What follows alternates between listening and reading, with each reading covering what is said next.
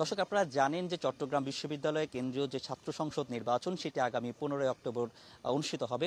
সেই এই নির্বাচনে এখানে আসলে অংশগ্রহণ করেছেন বিভিন্ন ছাত্র সংগঠন থেকে। তো আমি এর মধ্যে এর আগে আমরা ছাত্র দলের পক্ষ থেকে এবং ছাত্র শিবিরের পক্ষ থেকে যারা ভিপি পদপ্রার্থী দাঁড়িয়েছেন তাদের আমরা কথা শুনেছি, আলোচনা শুনেছি। আজকে আমরা শুনবো আরও যেসব দলগুলো রয়েছে যারা ভিপি পদে দাঁড়িয়েছেন তাদের সাথে আমরা কথা বলবো। তো আমার সাথে এখানে কথা বলার জন্য রয়েছেন রিজুলক্ষ্মী অবরোধ, তিনি দ্রোহ পর্ষদ থেকে এখানে ভিপি পদে নির্বাচন করছেন, এবং সাথে রয়েছেন মাহফুজুর রহমান, তিনি স্বতন্ত্র শিক্ষার্থী সম্মেলন সেখান থেকে তারা নির্বাচন করছেন। প্রথমে একটু জানতে চাইবো রিজুর লক্ষ্মী অবরোধ, ওনার কাছ থেকে আমি আসলে প্রথমে জানতে চাইবো ওনাদের যে ভিপি পদে প্রার্থী যে প্রচার প্রচারণা চলছে তাদের যে অভিব্যক্তিগুলো। একটু শুরুতে আপনাকে ধন্যবাদ আমাদের আজকের আয়োজনে। প্রথমে আপনার থেকে একটু জানতে চাইবো, আপনাদের এখন প্রচারপত্র শেষ এক সময়ের একেবারে, তো কিভাবে আসলে প্রচার প্রচারণা চলছে একটু যদি বলতেন। আচ্ছা, প্রথমত হচ্ছে আমি রিজুলক্ষ্মী অবরোধ, আমি ভিপি পদে নির্বাচন করছি দ্রোহ পর্ষদ থেকে। আমার ব্যালট নাম্বার 6, ব্যালট নাম্বার 2। তো আমরা নির্বাচনের শুরু থেকেই যখন আনুষ্ঠানিক প্রচারণা শুরু হয়নি তখন থেকে আমরা শিক্ষার্থীদের কাছে যাওয়ার চেষ্টা করছি, এবং আনুষ্ঠানিক প্রচার শুরু হওয়ার পর থেকে আমরা আমাদের যে হলগুলো আছে শিক্ষার্থীদের, নারী শিক্ষার্থীদের হল, পুরুষ শিক্ষার্থীদের হল, সেখানে আমরা যাওয়ার চেষ্টা করেছি। আমরা যে যতটুকু সময় আমাদের হাতে আছে ততটুকু সময়ই আমরা ব্যয় করার চেষ্টা করছি আমাদের প্রচারণার কাজে। পাশাপাশি আমাদের যে কটেজগুলো আছে, আমাদের শহরে যে বন্ধুরা থাকে, আপনারা জানেন যে আমাদের প্রায় 78% শিক্ষার্থী, তারা হচ্ছে হলে কোনো সিট নাই তাদের। ফলে এর একটা বেশিরভাগ অংশ শিক্ষার্থীরা তারা শহরে থাকে। ফলে এই শহরের শিক্ষার্থীদের কাছেও আমরা যাওয়ার চেষ্টা করেছি, এবং আমাদের আগের যে লড়াইয়ের ইতিহাস, বিভিন্ন দাবিতে নামার যে আমাদের অতীতের ইতিহাস, সেটা শিক্ষার্থীদের স্মরণে আছে। শিক্ষার্থীরা বারবার তার কথা বলছে। তো শিক্ষার্থীদের কাছ থেকে আমরা একটা ভালো সাড়া পাচ্ছি। পাশাপাশি আমরা শিক্ষার্থীদের কাছে তাদের থেকে আমাদের ইশতেহার তৈরি করার জন্য তাদের থেকে বিভিন্ন মতামত আমরা নিয়েছি। আমরা একটা মন্তব্য ফর্ম করেছিলাম প্রচারণা শুরু হওয়ার আগেই, তাদের থেকে আমরা মন্তব্য নিয়েছি যে আমাদের চাকসুকে কেন্দ্র করে তাদের প্রত্যাশাগুলো কী কী, এবং আমরা প্রায় 2000 শিক্ষার্থীর একটা মন্তব্য সংগ্রহ করেছি, এবং তারা ভালোভাবে সাড়া দিয়েছে। এবং আমরা প্রত্যেক শিক্ষার্থীর সাথে কথা বলে যেটা বুঝতে পেরেছি যে 25 বছর পর যে চাকসু নির্বাচন হতে যাচ্ছে সেটাকে কেন্দ্র করে প্রত্যেকের একটা আকাঙ্ক্ষা আছে। কারণ গত 35 বছর ধরে আমাদের যেই কথাগুলো ছিল, প্রশ্নগুলো ছিল, সেগুলো বলার মতো আমাদের সিনেটে গিয়ে যে প্রতিনিধি, তাদের বলার মতো কোনো আওয়াজ তৈরি করার মতো কোনো প্রতিনিধি আমাদের ছিল না। প্রায় 35 বছর পর সেটা তৈরি হয়েছে, সেটা নিয়ে শিক্ষার্থীদের একটা আকাঙ্ক্ষা আছে। আবার এই শঙ্কাও আছে যে নির্বাচন আসলেই নিরপেক্ষ হবে কিনা। পাশাপাশি নির্বাচনে যেই আমাদের বেশিরভাগ শিক্ষার্থী যারা শহরে থাকে, বিভিন্ন অনাবাসিক শিক্ষার্থী আছে বিভিন্ন জায়গায় থাকে শহরের বিভিন্ন প্রান্তে, তারা আসলে নির্বাচনের দিন আসবে কিনা বা প্রশাসনিক জায়গা থেকে তাদেরকে আনার ক্ষেত্রে পর্যাপ্ত উদ্যোগ থাকবে কিনা, সেটা নিয়ে আমরা এখনো অনিশ্চিত। ফলে এই যে একটা বিশাল অংশের শিক্ষার্থী, আমরা এখনও দাবি করছি প্রশাসনের কাছে। আমরা যখন তফসিল দেয় তখন থেকে, পাশাপাশি যখন আনুষ্ঠানিক প্রচারণা শুরু হয়, প্রশাসনের সাথে বিভিন্ন মিটিংয়েও আমরা বারবার বলেছি যে যারা অনাবাসিক শিক্ষার্থী আছে তাদেরকে যাতে আনার ক্ষেত্রে একটা ভালো ব্যবস্থা যাতে প্রশাসনের হয়। প্রশাসন আমাদেরকে একটা আশ্বাস দিয়েছে যে তারা বাড়তি কিছু শাটলের শিডিউল, বাড়তি কিছু বাসের ব্যবস্থা করবে, তবুও এখনও পর্যন্ত তারা আনুষ্ঠানিক কোনো ঘোষণা দেয়নি। সেই জায়গা থেকে আমরা একটু সন্দিহান, আমরা একটু শঙ্কিত, কিন্তু শিক্ষার্থীদের কাছ থেকে আমরা ভালো একটা সাড়া পাচ্ছি। সেক্ষেত্রে নির্বাচন আসলে কেমন হবে বলে আপনারা প্রত্যাশা করেন, যেহেতু আপনি নিরাপত্তা সংখ্যা টঙ্কা এগুলো কি আছে কিনা কোনো রকম? প্রথমত আমরা আশা করেছিলাম আমাদের 35 বছর পর যে নির্বাচন হতে যাচ্ছে সেটা সুষ্ঠু হবে, নিরপেক্ষ হবে, কিন্তু কিছু ঘটনার ব্যত্যয় আমাদেরকে আবার শঙ্কিত করছে। যেমন আপনারা জানেন যে কয়েকটি প্যানেল এর মধ্যে অভিযোগপত্র জমা দিয়েছে। যে আমরা যদি সরাসরি নাম ধরেই বলি যে আমাদের শিবির সমর্থিত যে প্যানেল, তারা ক্লাসে গিয়ে, যেটা আমাদের আচরণবিধির বাইরে, আর ক্লাসে গিয়ে ক্লাসের মাইক ব্যবহার করে তারা সেখানে প্রচারণা চালাচ্ছে। পাশাপাশি আমাদের ছাত্রদল সমর্থিত যে প্যানেল, তারাও একই রকম কিছু আচরণবিধি লঙ্ঘন করছে। আবার সেই আচরণবিধি লঙ্ঘনের ফলে মানে প্রশাসন থেকে যে উদ্যোগগুলো নেওয়া দরকার, যেই প্রত্যাশার কথা তারা জানিয়েছেন, সেটাও তারা নিচ্ছে না। ফলে এই জায়গা থেকে আমরা মনে করি যে এই যে প্রতিষ্ঠিত দলগুলো আছে বিশ্ববিদ্যালয়ে, যারা বিভিন্ন সময় একটু সংখ্যার দিক থেকে বড়, তাদেরকে বিশেষভাবে সুবিধা দেওয়ার একটা প্রবণতা আমরা লক্ষ্য করছি প্রশাসনিক জায়গা থেকে। ফলে আমরা প্রত্যাশা করি যে নির্বাচন নিরপেক্ষ হবে, সুষ্ঠু হবে, কিন্তু আমরা আসলে এইসব ঘটনায় প্রশাসনের নির্লিপ্ততা, প্রশাসনের যেই স্থবিরতা, সেটা আমাদেরকে শঙ্কিতও করছে। জয়ের ব্যাপারে আসলে কতটা আশাবাদী? আমরা প্রথমত হচ্ছে আমরা জয়ের ব্যাপারে আশাবাদী বলতে আমরা আমাদের বক্তব্যটা শিক্ষার্থীদের কাছে নিয়ে যাচ্ছি। আমাদের বিশ্ববিদ্যালয়ের ইতিহাসে যদি আমরা দেখি, এখানে যে সংগঠনগুলোর নাম আমরা শুনি, বড় বড় সংগঠন, তারা আমাদের বিশ্ববিদ্যালয়ের যে ইতিহাস তাদের সংগঠনের, সেটা যদি আমরা একটু ভালো মতো খেয়াল করি, যে এখানে ছাত্রলীগ ছিল আগে, তারাও এখানে দখলদারিত্ব চালিয়েছে, নামে বিভিন্ন রকমের অন্যায্য অভিযোগে শিক্ষার্থীর উপর হামলা চালিয়েছে। আমরা এমনও ঘটনা দেখেছি যে শুধুমাত্র একটা পোস্টে হাহাড়িয়ে দেওয়ার কারণে একটা শিক্ষার্থীর উপর নির্মমভাবে আমার চোখের সামনে প্রায় 6 জন শিক্ষার্থী মিলে তাকে হামলা করেছে। আমি নিজে এই বিশ্ববিদ্যালয়ে প্রায় 5বার ছাত্রলীগের হামলার শিকার, এবং ছাত্রলীগের আগেও যারা এখানে রাজনীতিটা করেছে তারাও এখানে দখলদারিত্বের রাজনীতি করেছে। আমরা আমাদের বিশ্ববিদ্যালয়ের প্রতি বছর কোন না কোনো শিক্ষার্থীকে নিহত হতে, মর্মান্তিকভাবে আহত হতে আমরা ঘটনাগুলো দেখেছি। সেই জায়গা থেকে আমাদের যে সংগঠনগুলো আছে, আমার সংগঠন সংস্থান ছাত্রফ্রন্ট সহ যে বামধার সংগঠনগুলো আছে, শিক্ষার্থীর যে ন্যায্য দাবিগুলো আছে, সেই ন্যায্য দাবিকে সামনে রেখে প্রতিবারই এখানে সামনাসামনি দাঁড়িয়েছে। এখানে ছাত্রলীগের মুখোমুখি হয়ে বারবার এখানে লড়াই তুলেছে। এখানে 10 জন হোক, 20 জন হোক বা আরও শিক্ষার্থী হোক, তারা যেই সংখ্যাই হোক তারা নেমেছে বারবার, এবং সেখানে গ্রেফতার হয়েছে, সেখানে তারা হামলার শিকার হয়েছে বারবার। আপনি দেখেন যে আমাদের 5ই আগস্টের পূর্ববর্তী যে আমাদের সবচেয়ে গুরুত্বপূর্ণ আন্দোলন, যে ছাত্রলীগের নেতাকর্মী কর্তৃক যে আমাদের একজন নারী শিক্ষার্থীকে হেনস্থার ঘটনা, সেখানেও আমাদের বামপন্থী শিক্ষার্থী, বামপন্থী সংগঠনগুলোর একটা জোরালো ভূমিকা আছে। এর আগে আমরা জানি যে 2010 সালে যেই ভর্তি ফি বিরোধী আন্দোলন, সেখানে ভর্তি ফি বৃদ্ধি বিরোধী আন্দোলন, সেখানেও আমাদের বামপন্থী সংগঠনগুলোর একটা জোরালো ভূমিকা আছে। এর আগে আমরা দেখছি ডাকসুর যেই কারচুপি 2019 সালের নির্বাচনে, তার বিরুদ্ধেও আমাদের সংগঠনগুলোর একটা জোরালো ভূমিকা ছিল। পাশাপাশি আমাদের বিশ্ববিদ্যালয়ের গবেষণার বাজেট থেকে শুরু করে শিক্ষার্থীর আবাসন সংকট, পরিবহন সংকট, এই যে মৌলিক দাবিগুলো আছে, এই দাবিগুলোর ভিতরে আমরা বারবারই নেমেছি, এবং বারবারই নামার ফলে আমাদের যে অতীতের যে লড়াইয়ের ইতিহাসটা আছে, আমরা শিক্ষার্থীদের কাছে, আমি প্রথমেই যেটা বলেছি, শিক্ষার্থী সেটা বারবার সেটা বলছে, তার কথা বলছে, এবং তারা আমাদের লড়াইয়ের ইতিহাসটা জানে। সেই জায়গা থেকে আমরা আশাবাদী, আমরা শিক্ষার্থীদের কাছ থেকেও ভালো একটা রেসপন্স পাচ্ছি। ধন্যবাদ। রিজুলক্ষ্মী অবরোধ দ্রোহ পরিষদ থেকে আপনারা শুনছিলেন, দর্শক, দ্রোহ পরিষদ থেকে রিজুলক্ষ্মী অবরোধ, তিনি তার বক্তব্যটি জানিয়েছিলেন। এখন আমরা আসলে কথা বলবো মাহফুজুর রহমান, তিনি স্বতন্ত্র শিক্ষার্থী সম্মেলন থেকে আসলে তিনি ভিপি পদে নির্বাচন করছেন। আমরা একটু তার সাথে একটু কথা বলতে চাই। আপনার কাছ থেকে একটু প্রথমে জানতে চাই, এই যে একেবারেই শেষ মুহূর্তের প্রস্তুতি, আপনার একেবারেই শেষ মুহূর্তের প্রচারণা, সেগুলো আপনারা আসলে কিভাবে পরিচালনা করছেন? আসসালামু আলাইকুম, আমি মাহফুজুর রহমান স্বতন্ত্র শিক্ষার্থী সম্মেলন প্যানেল থেকে বিপি পদে প্রতিদ্বন্দ্বিতা করছি। আমার ব্যালট নাম্বার 7। আপনারা জানেন দীর্ঘ 36 বছর পর চাকসু নির্বাচন হচ্ছে, সেই জায়গা থেকে এটা আমাদের অনেক বেশি প্রত্যাশার, অনেক বেশি পাওয়ার। আর আমরা চেষ্টা করছি শিক্ষার্থী প্রতিটা ইন্ডিভিজুয়ালি প্রতিটা শিক্ষার্থীর কাছে যাওয়ার, যেহেতু এই ক্যাম্পাসে অধিকাংশ শিক্ষার্থী অনাবাসিক, প্রায় 78% শিক্ষার্থী অনাবাসিক থাকেন, তাহলে এই কারণে বড় একটা শিক্ষার্থীকে কাছে যাওয়াটা আমাদের জন্য কষ্টসাধ্য হয়ে যাচ্ছে। শেষ পর্যন্ত আমরা চেষ্টা করছি যেন কোনো শিক্ষার্থী আমাদের মতামত যেন আমরা না নেওয়া থেকে বাইরে থাকি, আমরা যেন সব শিক্ষার্থীর মতামত নিতে পারি। সেই জায়গা থেকে আমরা অনলাইন অফলাইনে দুই ওয়েতে আমরা চেষ্টা করছি যে শিক্ষার্থীদের কাছে যাওয়ার, তাদের যে চাওয়া পাওয়া। আসলে যেহেতু 36 বছর পর নির্বাচনটা হচ্ছে, শিক্ষার্থীদের অনেক কিছু বলার আছে। আর আমরা যেহেতু দলীয় লেজুর ভিত্তির বাহিরে গিয়ে হায়ার এজেন্সি না রেখে শুধুমাত্র শিক্ষার্থীদের অধিকারের কথা চিন্তা করে দলীয় পরিচয়ের বাহিরে একটা ক্যাম্পাসে যারা সোশ্যাল এবং সাংস্কৃতিক অ্যাক্টিভিস্ট আছে এবং অভ্যুত্থানে যারা সক্রিয় অংশগ্রহণ করেছে, তাদের নীতিতে এই প্যানেল, তাদের আমাদের থেকে অন্য ধরনের একটা প্রত্যাশা আছে। তো এই একটা নিরাপদ ক্যাম্পাস বিনির্মাণে, একটা শিক্ষার্থী বান্ধব ক্যাম্পাস বিনির্মাণে, এই কারণে শিক্ষার্থীরা তাদের যখন আমরা যাচ্ছি, তারা তাদের বক্তব্যগুলো, মতামতগুলো আমাকে দিচ্ছেন। তো এই স্বল্প সময়ের মধ্যে কতটুকু আমরা পৌঁছাতে পেরেছেন? আমরা আমাদের জায়গা থেকে শতভাগ চেষ্টা করছি।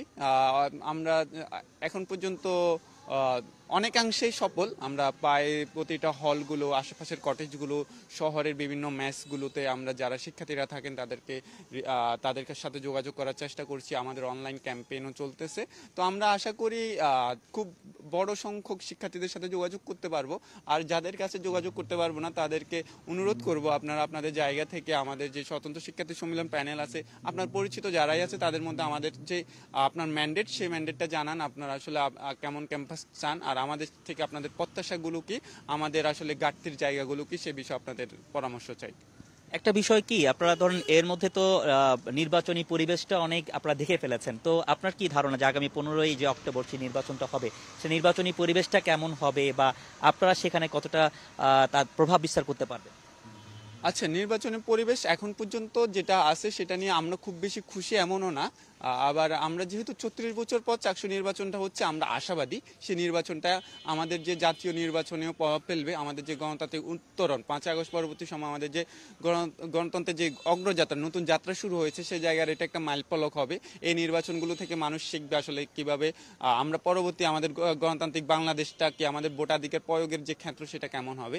সেই জায়গা থেকে আমরা মনে করি এটা সুষ্ঠু এবং এবং নিরপেক্ষ হওয়াটা জরুরি। কিন্তু আসলে মতাদর্শিক যে শিক্ষক আছেন, মতাদর্শিক শিক্ষকদের দ্বারা অনেকভাবে অনেকগুলো সংগঠন যাদের মাদার পার্টি আছে তারা খুব বেশি প্যাট্রোনাইজ হচ্ছেন, তারা অনেকগুলো সুযোগ সুবিধা অতীতও নিয়েছেন। যেমন এটা গঠনতন্ত্রের ক্ষেত্রে বড় দুটি ছাত্র সংগঠন গঠনতন্ত্রের যে শিক্ষার্থীদের মতামতকে অগ্রাহ্য করে প্রশাসন শুধুমাত্র বড় দুটি ছাত্র সংগঠনকে সুবিধা দেওয়ার জন্যই মূলত তাদের গঠনতন্ত্রের শিক্ষার্থীদের মতামত অগ্রাহ্য করে সংস্কার করেন।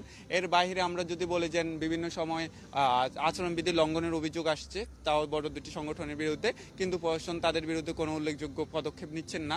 আর এখানে সবচেয়ে বড় কথা হলো যে অনেক টাকার ফ্লো চলতেছে, প্রচুর এখানে টাকাকে খরচ করা হচ্ছে। আসলে এই টাকার কোথায় থেকে আসছে এবং এটা কেন ডালা হচ্ছে, এই টাকা কি আবার বিশ্ববিদ্যালয়ের ক্যাম্পাস থেকে নিয়ে যাওয়া হবে কিনা, সেই জায়গা থেকে আমরা শঙ্কিত। আসলে এই টাকা কারা দিচ্ছে, কেন দিচ্ছে?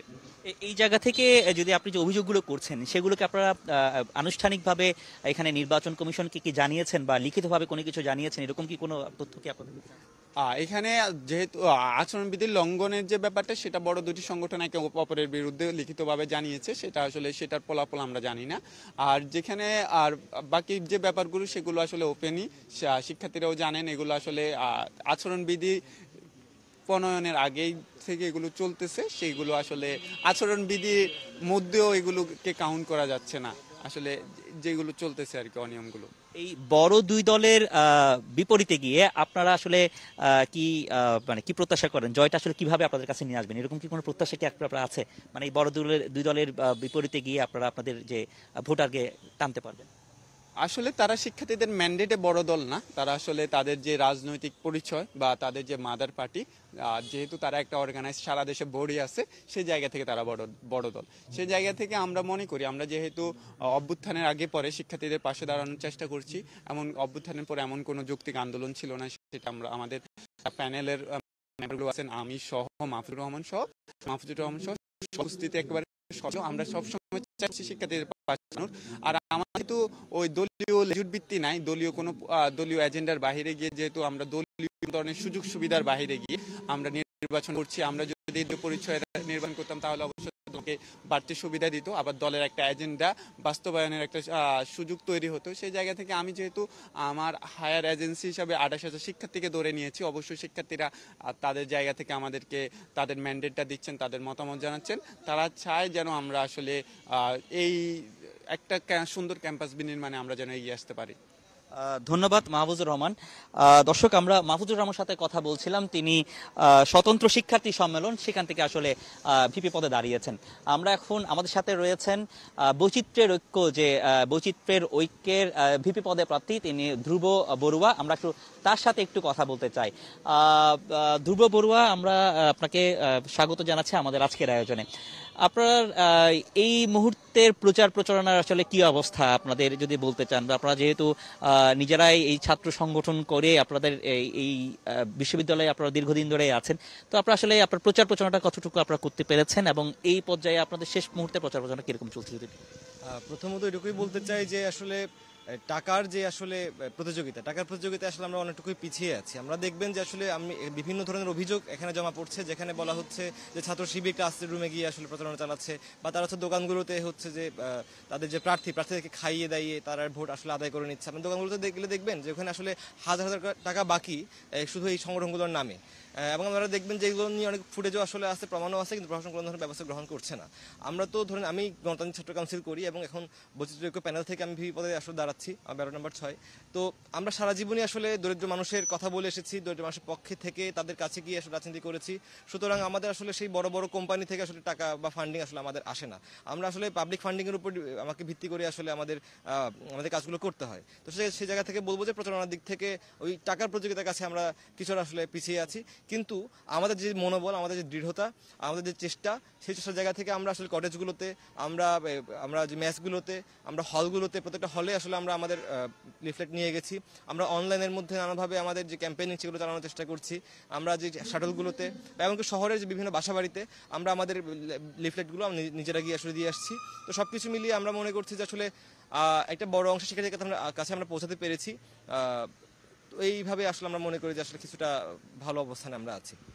একটা বিষয় একটু জানতে চাইবো আপনার কাছে, সেটা হচ্ছে এই বড় দুটি দলের কথা বলছেন, ছাত্র শিবির এবং ছাত্র দল, তারা তো ধরেন যেহেতু বড় দল এসে বলছেন, তো সেক্ষেত্রে যারা তুলনামূলকভাবে একটু পিছিয়ে রয়েছেন, যারা আপনারা আপনারা তো এই ক্ষেত্রে বিভিন্ন জায়গায় আপনারা প্রতিদ্বন্দ্বিতার শিকার হচ্ছেন বা সেখানে অনেক ক্ষেত্রে পিছিয়ে পড়ছেন, তো আপনারা কি মনে করেন যে সামনে যে 15 অক্টোবর যে নির্বাচন, সেটা শিক্ষার্থীরা আপনাদেরকে টানতে পারবেন? এত প্রভাব বা এত ইনফ্লুয়েন্স যেখানে আছে, সেখান থেকে আপনারা শিক্ষার্থীদেরকে ভোটটা টানতে পারবেন? আপনাদের জন্য সেটা মানে সহজ হবে কিনা, আপনারা কিভাবে সে পরিকল্পনাটা কি?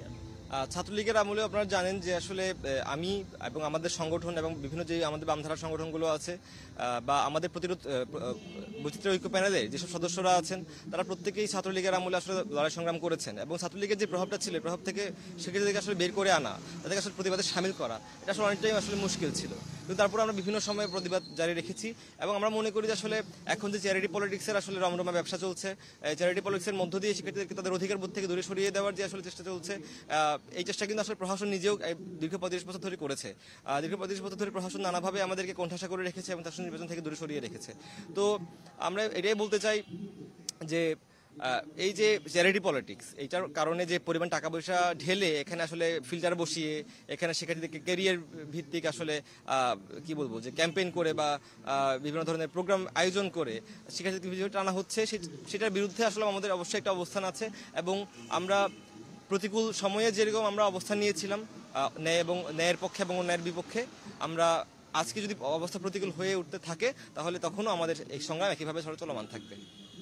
15 অক্টোবর পরিবেশটা কেমন থাকবে, আপনারা আসলে কি প্রত্যাশা করছেন বা কেমন দিচ্ছেন সার্বিক বিষয়ে? যেহেতু দীর্ঘদিন ধরে এই বেশ কিছুদিন ধরেই আপনারা এলাকার পরিবেশ দেখেছেন, ক্যাম্পাসের পরিবেশ দেখেছেন, 15 অক্টোবর পরিবেশটা কেমন থাকবে বলে আপনারা আশা করেন? আচ্ছা, 15 অক্টোবর তো আসলে আরো 3 দিন পর। এর আগে থেকে আমরা দেখছি যে প্রশাসন নানাভাবে আসলে যে ছাত্রদল এবং ছাত্র শিবিরের যে আসলে আচরণবিধি লঙ্ঘনের যে ঘটনাগুলোকে নানাভাবে প্রশ্রয় দিয়ে আসছে, তো সেই জায়গা থেকে 15 তারিখে তারা নানাভাবে আসলে সুবিধা পাবে না প্রশাসন থেকে বা গ্রহণ করবে না, তা আসলে আমরা সেই বিষয়ে আমরা আসলে উদ্বিগ্ন। এছাড়া আমরা পোলিং এজেন্ট নিয়েও কথা বলেছি। পোলিং এজেন্ট নিয়ে আসলে প্রশাসন থেকে কোনো আশ্বাসজনক আমরা কোনো বক্তব্য আসলে পাই নাই। আমাদের প্যানেলের মানে অন্তত একজন করে পোলিং এজেন্ট প্রত্যেকটা রুমেই থাকতে পারবে কিনা, এই ধরনের কোনো আসলে আশ্বাস তারা আমাদেরকে দিচ্ছে না এবং কোন প্রক্রিয়ায় পোলিং এজেন্ট নির্বাচিত হবে সেটা আসলে আমি জানি না। প্রত্যেকটা আমার মানে প্যানেলের একটা পোলিং এজেন্ট যদি প্রত্যেকটা রুমেই থাকতে না পারে তাহলে নির্বাচনের সত্যতার ব্যাপারে কিন্তু আমি নিশ্চিত হতে পারছি না। তো ওই জায়গাটার একটু উদ্বিগ্নতা আমরা জানি, মানে আমরা অনুভব করছি। এর পাশাপাশি যে গত 12 মাস ধরে, মানে গত 6 বছরের কথা বাদ, গত 12 মাস ধরে এই নতুন প্রশাসন যেভাবে নিরাপত্তা নিশ্চিত করার ক্ষেত্রে ব্যর্থতার পরিচয় দিয়েছে, আপনারা জানেন, মানে তারা কল দিলে কল ধরে নেয় এতদিন, কোথাও কোথাও ঘটনা ঘটে যেখানে তাদের 10 মিনিটের মধ্যে পৌঁছানোর কথা সেখানে তারা পৌঁছাচ্ছে 2 ঘন্টা পরে। মানে এই ঘটনাগুলো সেদিনও ঘটবে কিনা বা সেগুলো যে ঘটবে না, মানে সেগুলোরও কোনো নিশ্চয়তা আসলে আমরা পাচ্ছি না। আমরা চাই প্রশাসন আমাদেরকে এগুলো আশ্বস্ত করুক এবং তারা তাদের যে আয়োজন সেই আয়োজনের ব্যাপারে আমাদেরকে আসলে ওয়াকিবহাল করুক। একটা প্রশ্ন যেটি হচ্ছে, বড় দলগুলো যেটা বলছেন ছাত্র শিবির এবং ছাত্র দল, হ্যাঁ, ওরা কিন্তু যাদের ইস্তেহার দিয়েছেন, আপনারা দেখেছিলেন যে ইস্তেহার দিয়েছেন গত পরশু, তো এদের যে এদের বিভিন্ন আপনারা বললেন সাপোর্ট আছে বিভিন্নভাবে, এরা সেটাকে করার জন্য যতটা করতে পারবে বা শিক্ষার্থীদেরকে যেই স্বপ্নগুলো তারা বাস্তবায়ন করার জন্য কথা বলছে, শিক্ষার্থীদের অসুবিধাগুলো, সেই জায়গা থেকে কি আপনাদের জন্য একটু চাপ হয়ে যাবে? যেহেতু আপনারাও শিক্ষার্থীদেরকে এই যে ইস্তেহারগুলো দিয়েছেন, যেই আবাসন সংকট থেকে শুরু করে যেসব সংকটগুলোর কথা বলেছেন, সেটা কি বড় দলগুলোর পাশাপাশি আপনারা যেই দাবিগুলো দিয়েছেন বা যে বাস্তবায়ন করার জন্য যে স্বপ্নগুলো দিয়েছেন ইস্তেহারে, পূরণ করতে পারবেন? কতটুকু করতে আশা করবেন? আমাদের লড়াই সবসময় অধিকারের পক্ষে। আমরা মনে করি শিক্ষা আমাদের অধিকার এবং এই অধিকার বাস্তবায়ন করার দায়িত্ব রাষ্ট্রের, এবং আমরা সবসময় রাষ্ট্রকে তার অধিকার বাস্তবায়নের যে দায়িত্ব সেটাকে আসলে মনে করে দিতে চাই। এবং আমরা শিক্ষা যে কোনো সুযোগ নয় এবং সেটাকে বারবার সুযোগ করে তোলার চেষ্টা বা সুবিধা হিসেবে উপস্থাপন করার যে চেষ্টা বিভিন্ন সংগঠন নানা সময়ে করেছে এবং এখনো করছে, সেই চেষ্টার বিরুদ্ধে আমরা আসলে করি। এবং তারা আসলে যে পরিমাণ টাকা ঢেলে কাজগুলো করতে পারছে, তারা আজকে দিচ্ছে কালকে নাও দিতে পারে, তখন জনগণ আসলে কোথায় যাবে? এবং আমরা মনে করি যে এইভাবে আসলে জনগণকে অধিকার থেকে দূরে রাখার মধ্য দিয়ে, শিক্ষাকে সুবিধা হিসেবে উপস্থাপন করার মধ্য দিয়ে এই সংগঠনগুলো আসলে জনবিরোধী পলিটিক্সের মধ্যে চলে যাচ্ছে বা জনবিরোধী পলিটিক্সের মধ্যে জনগণকে টেনে আনছে, যা নতুনভাবে বিরাজনীতির সূচনা করছে। আমরা তো বিরাজনীতির বিরুদ্ধে আসলে দীর্ঘদিন ধরে কথা বলছি। এই বিরাজনীতি কুফল হচ্ছে রাষ্ট্র জবাবদিহিতাহীনের একটা আওতায় চলে যাবে এবং তার মধ্য দিয়ে রাষ্ট্র স্বৈরাচারী হয়ে উঠবে এবং স্বৈরাচারিতার মোকাবিলা করতে গিয়ে আবার জনগণকে রক্ত দিতে হবে, আবার মানে আমাদের পিতা মাতাকে সন্তানের রক্তের বিনিময়ে স্বৈরাচারিত্ব মুক্ত দেশ গড়ার একটা সংগ্রামে আসলে নামতে হবে। আমরা চাই না প্রশাসন জবাবদিহিতা মুক্ত হোক, প্রশাসন মানে কাছে আমি যা চাই সেটা আমাকে অন্য কোনো সংগঠন দিক, এটা আমি চাই না। আমি চাই প্রশাসন যদি অন্য কোনো কারোর সাথে যদি কোলাপ করেও কিছু করতে চায় সে করুক, কিন্তু সে জবাবদিহিতা করবে আমার কাছে। তো আমরা মনে করি অন্য কে কি করবে করুক, এটা আসলে মানে সংগঠন হিসেবে এটা তাদের দেখার বিষয়, আমার দেখার বিষয় না, কিন্তু আমি জবাব দিতে চাইবো রাষ্ট্রের কাছে। আপনারা কি কি আসলে প্রতিশ্রুতি দিয়েছেন? আসলে আপনারা যদি নির্বাচিত হন তাহলে আপনারা কি কি করবেন, বা যদি ছোট করে একটু যদি বলবেন। প্রথমত আমরা দীর্ঘদিন ধরে দেখেছি ক্যাম্পাসের ইতিহাস হচ্ছে খুন এবং দখলদারিত্বের ইতিহাস। আমাদের ইশতেহারের মধ্যে খুন এবং দখলদারিত্ব মুক্ত একটা ক্যাম্পাস নির্মাণ এবং নিরাপদ ক্যাম্পাস নির্মাণের স্বপ্ন আসলে তুলে ধরেছি, একটা রূপরেখা আমরা কিছু মতো তুলেছি। এর পাশাপাশি আমরা দেখছি যে বিভিন্ন যে মতাদর্শ শিক্ষাগুলো আছে, যে লৈঙ্গিক এবং জাতিগত পার্থক্য পেরিয়ে আমরা একটা অধিকার ভিত্তিক তৈরি করতে যেহেতু আমরা শিক্ষা সবার সমস্যা এবং সংকটটি একই মন, তাহলে আমাদের এইগুলোর ভিত্তিতে হবে এবং অন্যান্য পার্থক্যগুলো আছে, যে মতবিরোধগুলো আছে বা পার্থক্যগুলো আছে, সেগুলো আমরা সভা সেমিনার বা আলাপ আলোচনার মধ্যে দিয়ে আসলে রিজলভ করতে পারি বা শর্ট আউট করতে পারি। এর পাশাপাশি আমরা বলছি যে কথাটা আসলে কেউই বলে নাই, যেটা আমরা বলছি সেটা হচ্ছে একটা কর্মসংস্থানের ব্যবস্থা। সেটা পার্ট টাইম কর্মসংস্থান না, বরং বিশ্ববিদ্যালয়ের পরবর্তী জীবনে যাতে শিক্ষার্থীরা দৌড়ঝাপটা কিছুটা কমে, তার সেই সময় যে জবের নিশ্চয়তা সেটা বিশ্ববিদ্যালয় পড়াকালীন সময় কিছুটা তৈরি করার চেষ্টা আমরা করবো। আমরা বিভিন্ন দেশীয় প্রতিষ্ঠানকে ডেকে এনে তাদের সাথে শিক্ষার্থীদের পরিচয় করাবো এবং তার মধ্যে একটা প্রসেস তৈরি হবে। গত 15 বছর যেটা সংস্করণ হয়েছে, যেটা মূলত চাকরি কেন্দ্রিক বা বেতন কেন্দ্রিক মুভমেন্ট, এগুলো সমাজ আশ্রয় দিচ্ছে না, সেটা আমরা কাজ করার আহ্বান মানে আমরা প্রতিশ্রুতি আসলে দিচ্ছি। এর পাশাপাশি আমরা বলতে চাই যে এই ক্যাম্পাসে আসলে বিভিন্ন ধরনের ভিত্তিক আসলে পলিটিক্সের মধ্য দিয়ে যে শিক্ষার যে অধিকারকে মানুষকে বঞ্চিত করা বা দূরে সরিয়ে দেওয়ার যে চেষ্টা, মানুষকে ব্যক্তিদের দিকে দেওয়ার যে চেষ্টা, এটার বিরুদ্ধে আমরা একটা অবস্থান ব্যক্ত করছি। এর মধ্য দিয়ে আমরা একটা নিরাপদ ক্যাম্পাস নির্মাণ করতে চাই। আবার এটাও বলতে চাই যে আসলে যেহেতু এটা একটা আমাদের যে প্যানেলটা 10টা সাংস্কৃতিক, সামাজিক ও রাজনৈতিক সংগঠনের মানে ঐক্যের মধ্যে দিয়ে তৈরি হয়েছে, এখানে বিভিন্ন জাতিসত্তার মানুষের অস্তিত্ব আছে, বাঙালিদের অস্তিত্ব আছে এবং এখানে নারীদের যে অংশীদারিত্ব সেটাও আসলে বড়। ওই জায়গা থেকে ইনক্লুসিভ একটা ক্যাম্পাস করতে চাই। আপনি আশাবাদী যে 15 আমাদের নির্বাচন আপনারা কতটা আশাবাদী? আমরা আসলে বেশ ভালো আশাবাদী, যেহেতু গত 12 মাসে বিভিন্ন চরিত্র উন্মোচন করার ক্ষেত্রে সাফল্যের পরিচয় আমরা দিয়েছি।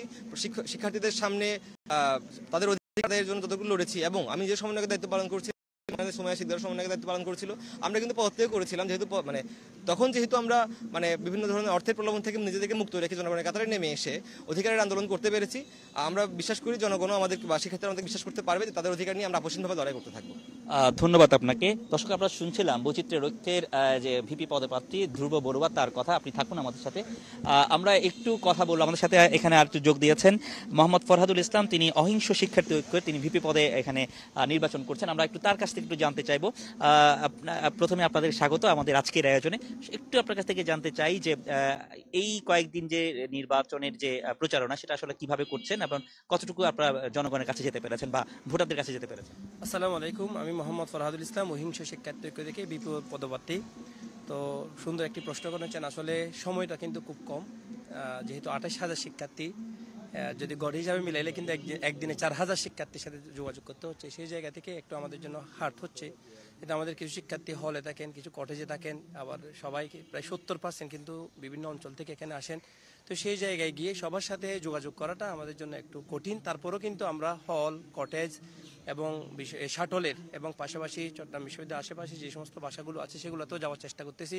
আমরা তাদের সাথে গিয়ে সরাসরি কথা বলতেছি, তাদের কথাগুলো, সমস্যাগুলো শুনতেছি এবং পাশাপাশি সেগুলোকে আমরা নোট ডাউন করতেছি, যেন আমরা সামনে যদি নির্বাচিত হই বা আমরা নির্বাচিত না, অন্য কেউ যদি নির্বাচিত হয়, আমরা যেন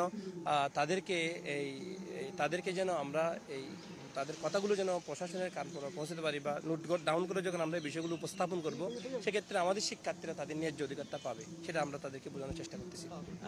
এক্ষেত্রে ধরুন আপনারা একটা নতুন সংগঠন, আমরা যতটুকু জানি এর আগে আপনাদেরকে আমরা চট্টগ্রাম বিশ্ববিদ্যালয়ে যে কার্যক্রমে সেরকম হয়তো দেখিনি, কিন্তু এই ক্ষেত্রে আপনারা আসলে কতটা সাড়া পাচ্ছেন নতুন সংগঠন হিসেবে? আসলে চট্টগ্রাম বিশ্ববিদ্যালয়ের কার্যক্রমে আমরা ছিলাম বলতে, আমরা যেহেতু নির্দিষ্ট রাজনৈতিক ব্যাকগ্রাউন্ডের না, সে কারণে হয়তো আপনি আমাকে রাজনৈতিক ব্যানারে দেখেন নাই, কিন্তু এমনি যে কোনো যৌক্তিক আন্দোলনে, পোশাক কোটার আন্দোলন বলেন, পাশাপাশি শিক্ষার্থীদের ক্যারিয়ার ডেভেলপমেন্ট বিষয়ে বিভিন্ন এবং এছাড়া শিক্ষার্থীদেরকে বিভিন্ন রকমের এই এডুকেশনাল হেল্পিংয়ের ক্ষেত্রে আমরা কিন্তু ছিলাম। আমরা যেহেতু সুফি গণনায় বিশ্বাসী, আধ্যাত্মিকতায় বিশ্বাসী, তো সেইখান থেকে আমরা কিন্তু বিভিন্ন তরিকত ভিত্তিক সংগঠনের সাথে কাজ করেছি। আর যখন আমরা যখন একত্রিত হয়ে আসছি, তো তারা আমাদেরকে কিন্তু অত্যন্ত আনন্দের সাথে গ্রহণ করছেন এবং তারা আমাদেরকে আশ্বাস দিচ্ছেন। কেন আপনারা জানেন আমাদের এই বিশ্ববিদ্যালয়ের রাজনৈতিক ব্যাকগ্রাউন্ডটা কিন্তু খারাপ। এখানে কিন্তু রাজনীতির কারণে কিন্তু অনেক হতাহতের ঘটনা ঘটেছে, যা আপনারা বিভিন্ন সময় নিউজে প্রকাশ করেছেন। তো সেই জায়গায় তারা কিন্তু শিক্ষার্থীরা সব কিছুর পাশাপাশি একটা বিষয়কে বুঝতে, সেটা হচ্ছে একটা শান্তিময় এবং অহিংস, যারা সম্প্রীতির বাণী রাখবে, যারা সৌহার্দের বাণী পৌঁছাবে, যারা শিক্ষার্থীকে শিক্ষার্থী হিসেবে মূল্যায়ন করবে, সেই জায়গা থেকে আমরা তাদের কাছে ভালো সাড়া পাচ্ছি এবং আশ্বাস পাচ্ছি। 15ই অক্টোবর আসলে যে নির্বাচনের পরিবেশটা কেমন থাকবে আপনি যদি একটু বলেন, আপনারা কেমন প্রত্যাশা করছেন? অক্টোবরে আসলে তো আরো 3 দিন বাকি আছে। কিছুক্ষণ আগেও কিন্তু আমাদের ধ্রুবদাও বলেছেন, সেটা কিন্তু নিশ্চিতভাবে একেবারে আমি শঙ্কামুক্ত নই। কারণ যেহেতু আমরা দেখতে পাচ্ছি বিভিন্ন বড় বড় দলগুলো তারা নির্বাচনের আচরণবিধির কিন্তু লঙ্ঘন করছে। এটাকে কিন্তু প্রশাসন এত হাইলি কিন্তু বিষয়টাকে তারা মানে জবাবদিহির আওতায় আনতেছে না। তারা সাধারণ সামান্য তারা ক্ষমতা সেতটুকুতে রেখে দিচ্ছে। এখন প্রশাসন যদি মনে করেন এভাবে যদি বড় দলগুলোকে ছেড়ে দেয় বা তাদেরকে যদি ডেকে যদি একটু জবাবদিহিমূলক ব্যবস্থা না রাখে, তাহলে সেক্ষেত্রে 15ই অক্টোবরের বিষয়ে আমি কিভাবে সম্পূর্ণ সন্দিহান থাকবো। হয়তো সেখানেও যদি তারা কোনো মেকানিজম করে যদি যেটা আমরা ঢাকা বিশ্ববিদ্যালয়ে যে অভিযোগটা উঠছে, আমি নিশ্চিতভাবে বলবো না অভিযোগ উঠছে, সেখানে জাহাঙ্গীরনগর বিশ্ববিদ্যালয়ের অভিযোগ উঠছে, সেই জায়গার মধ্যে কিন্তু আমরা এখানেও সন্দিহান। তবে আমরা প্রশাসনের কাছে আশা রাখবো যে তারা এই 35 বছর পরে এই চাকসু নির্বাচন, তো এই 35 বছর পরে যে চাকসু নির্বাচনটা হচ্ছে সেটা যেন একটা গ্রহণযোগ্যমূলক হয় এবং আমাদেরকে যেন নির্বাচনের পরে আবার সংবাদ সম্মেলন করে যেন প্রতিবাদ জানাতে না হয় আমাদের নির্বাচনে কারচুপি হয়েছে, এটা হয়েছে, সেটা আমরা প্রশাসনের কাছে আশা রাখবো।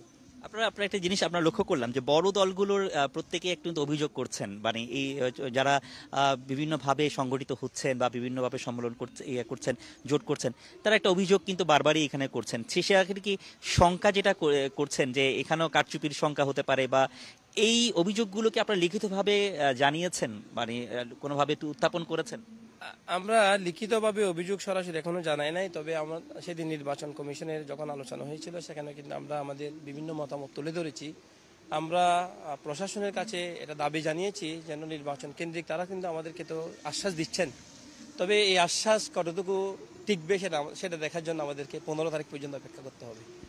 আর এক্ষেত্রে সাধারণ মানুষের সাথে, মানে ভোটারদের কাছে আপনারা তো নিশ্চয়ই যাচ্ছেন, তো তাদেরকে আসলে কি প্রতিশ্রুতি দিচ্ছেন? যেহেতু আপনারা একটা নতুন দল, আপনারা এর আগে সংগঠন করেছেন, কিন্তু এখানে তো এই অহিংস যে শিক্ষার্থীদের যে জোট, সেটি কিন্তু একটা নতুন, তো সেই ক্ষেত্রে শিক্ষার্থীরা আসলে কতটা আপনাদেরকে গ্রহণ করছে? তো আমরা তাদেরকে যে আশ্বাস দিচ্ছি, আমি আগে বলি, তাদেরকে আবাসন যে সংক্রান্ত সমস্যাগুলো আছে সেগুলো তো আছেই, সাথে সাথে কিন্তু আমরা একটা বিষয়কে বেশি ফোকাসে রাখতেছি, সেটা হচ্ছে কি দেখেন, 5ই আগস্টের পরে আমরা কিন্তু মানে একজাক তরুণের রক্তের উপর দিয়ে কিন্তু আজকে আমরা এসেছি, চাকসু নির্বাচনে এসেছি।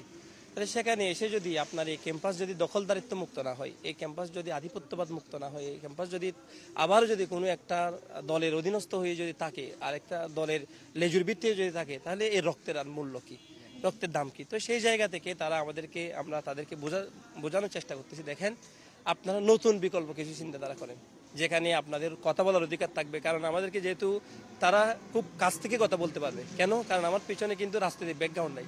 আর যে কোনো সময় দেখবেন যারা কিন্তু ক্ষমতায় থাকে, সাধারণ শ্রেণীরা কিন্তু তাদেরকে একটু ইতস্ততা করে কথা বলে, কিন্তু সেখানে গিয়ে আমাদের শিক্ষার্থীরা কিন্তু আমাদেরকে ইতস্ত করে কথা বলতে হবে না। কেন?